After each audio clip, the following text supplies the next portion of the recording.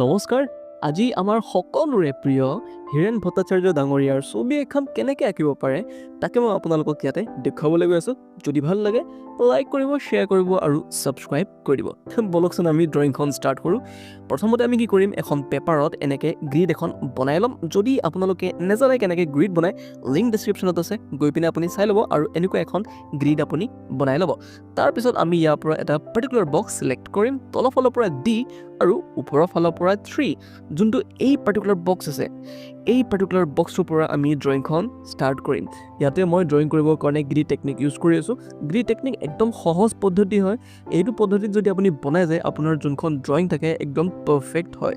ইয়াতে আপোনালোকে চাই যাওক মই কেনেকৈ কোনটো বক্সত বনাই আছোঁ আপুনি বাছ ফ'ল' কৰি যাওক যোনটো বক্সত মই যেনেকৈ বনাই আছোঁ সেইটোকে আপুনি ফ'ল' কৰি গৈ থাকক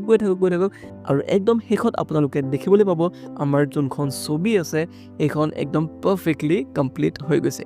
তো পলম নকৰি পিনে ড্ৰয়িংখন আমি ভালদৰে ইয়াতে ষ্টাৰ্ট কৰোঁ আৰু যদি আপোনালোকে এনেকুৱা ড্ৰয়িঙৰ ভিডিঅ' চাব বিচাৰে মোৰ চেনেলটো এবাৰ চাই ল'ব যদি ভাল লাগে ছাবস্ক্ৰাইব কৰি দিব